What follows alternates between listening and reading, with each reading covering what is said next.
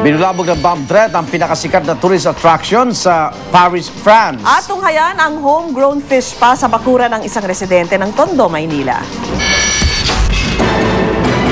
Nabulabog ang sightseeing ng libo-libong turista sa sikat na Eiffel Tower ng Paris, France. Napilitan kasi silang magsilikas matapos makatanggap ang pulisya ng bomb threat. Pinangambahang may kinalaman ito sa panukalang ipinasa ng French Senate kontra sa pagsusuot ng belo ng mga babaeng Muslim.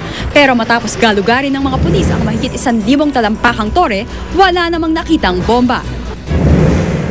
Nakakakiliti sa paa, pero sobrang nakaka-relax daw ang kakaibang stress reliever ni Johnson Tan ng Tondo, Maynila.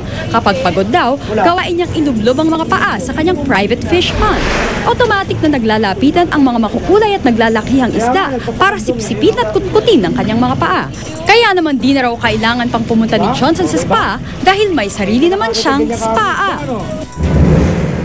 Mga robot namang gawa sa mga recycled material ang ipinagmalaki ng GMA Youth Cooper na si June Dairit ng Angeles, Pampanga.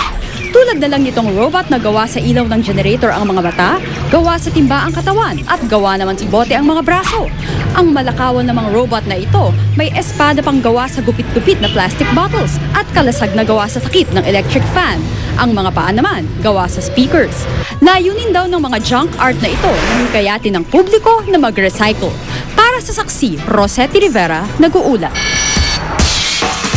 Susunod ang Born to be Wild at yan naman pangyayaring tinutukan ng inyong nag-iisang liga ng katotohanan. Ako naman, Arnold Claudio. Hatid namin ay balitang walang kinikilingan, walang pinoprotektahan, walang kasinungalingan. Serbisyong totoo pa lamang. Ako po si Vicky Morales. Hanggang bukas, sama-sama tayong magiging saksi.